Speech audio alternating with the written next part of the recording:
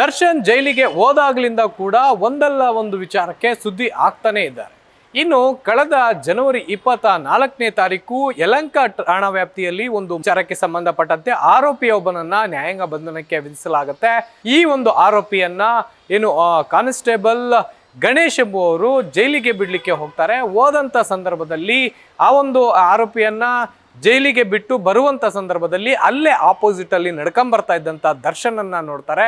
ದರ್ಶನನ್ನ ನೋಡಿದ ತಕ್ಷಣವೇ ಜೈಲಿನ ವಾರ್ಡನ್ ಆಗಿದ್ದಂತಹ ಚೌಹಾಣ್ ಎಂಬುವಂತಹ ವ್ಯಕ್ತಿಗೆ ದರ್ಶನನ್ನ ನಾನು ಮೀಟ್ ಮಾಡಬೇಕು, ಆತನ ಜೊತೆ ಒಂದು ಶೇಕ್ ಹ್ಯಾಂಡ್ ಮಾಡಬೇಕು, ಅವರನ್ನ ಮಾತಾಡಿಸ್ಬೇಕು, ಇದಕ್ಕೇನಾದ್ರೂ ಅವಕಾಶ ಇದೆಯಾ ಅನ್ನುವಂಥ ವಿಚಾರಕ್ಕೆ ಸಂಬಂಧಪಟ್ಟಂತೆ ಗಣೇಶ್ ಜೈಲಿನ ವಾರ್ಡನ್ ಜೊತೆ ಮಾತನಾಡಿದಾಗ ಇಲ್ಲಿ CCTV ಇದೆ, ಈ CCTV ಇರೋದ್ರಿಂದ ಇಲ್ಲಿ ಭೇಟಿ ಸಾಧ್ಯ ಆಗೋದಿಲ್ಲ, ನಾನು ಬೇರೆ ಕಡೆ ನಿಮಗೆ ಕರ್ಕೊಂಡೋಗಿ ಮೀಟ್ ಮಾಡಿಸ್ತೀನಿ ಅಂತ ಹೇಳಿ CCTV ಇಲ್ಲದೆ ಇರುವಂಥ ಪ್ರದೇಶಕ್ಕೆ ದರ್ಶನನ್ನ ಭೇಟಿ ಮಾಡಲಿಕ್ಕೆ ಕರ್ಕೊಂಡು ಹೋದಂಥ ಸಂದರ್ಭದಲ್ಲಿ ಇದಿಷ್ಟು ಕೂಡ CCTVಯಲ್ಲಿ ರೆಕಾರ್ಡ್ ಆಗುತ್ತೆ. ಇದನ್ನ ಖುದ್ದು ಜೈಲಿನ DGP ಆಗಿರುವಂಥ ಅಲೋಕ್ ಕುಮಾರ್ ಅವರು ತಮ್ಮ ಕಚೇರಿಯಲ್ಲೇ ಕುತ್ಕೊಂಡು ಕಂಪ್ಲೀಟ್ ಆಗಿ ಮಾನಿಟರ್ ಮಾಡ್ತಾ ಇರ್ತಾರೆ. ಮಾನಿಟರ್ ಮಾಡಿದಂಥ ಸಂದರ್ಭದಲ್ಲಿ ಆ ಒಂದು ವಿಚಾರವನ್ನ ಕಂಡು ತಕ್ಷಣವೇ ಈಗಾಗಲೇ ಜೈಲಿನ ವಾರ್ಡನ್ ಚೌಹಾಣ್ ಏನಿದ್ದಾರೆ ಈತನ ವಿರುದ್ಧ ಒಂದು ತನಿಖೆ ಆಗಬೇಕು, ಜೊತೆಗೆ ಈ ಹಿಂದೆ ಏನಾದರೂ ಭೇಟಿ ಮಾಡಲಿಕ್ಕೆ ಪ್ರಯತ್ನ ಪಟ್ಟಿದ್ನ ಅನ್ನುವಂಥ ವಿಚಾರಕ್ಕೆ ಸಂಬಂಧಪಟ್ಟಂತೆ ಜೈಲಿನಲ್ಲಿ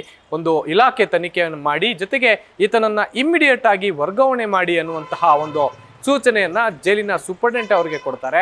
ಆ ಒಂದು ಸೂಚನೆ ಮೇರೆಗೆ ಈಗಾಗಲೇ ಆತನನ್ನ ಚಾಮರಾಜನಗರಕ್ಕೆ ಜೈಲಿಗೆ ಈಗಾಗಲೇ ಟ್ರಾನ್ಸ್ಫರ್ ಮಾಡಿರುವಂತಹದ್ದು. ಇನ್ನು ಕಾನ್ಸ್ಟೇಬಲ್ ಗಣೇಶ್ ಏನಿದ್ದಾನೆ ಈತನ ವಿರುದ್ಧ ಕೂಡ ಕಾನೂನು ಕ್ರಮ ತೆಗೆದುಕೊಳ್ಬೇಕು ಅಂತ ಹೇಳಿ ಈಗಾಗಲೇ ನಾರ್ತ್ ಈಸ್ಟ್ DCPಗೆ DGP ಆಗಿರುವಂತಹ ಅಲೋಕ್ ಕುಮಾರ್ ಅವರು ಒಂದು ಸೂಚನೆಯನ್ನು ನೀಡಿದ್ದಾರೆ.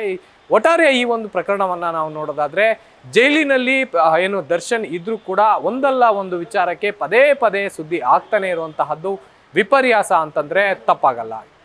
ಕ್ಯಾಮ್ರಾ ಪರ್ಸನ್ ಅಶ್ವಥ್ ಜೊತೆ G Chandrashekar, news first Bengaluru. News first ನಿರ್ಭೀತಿಯಿಂದ ನಿಮ್ಮ ಪರವಾಗಿ.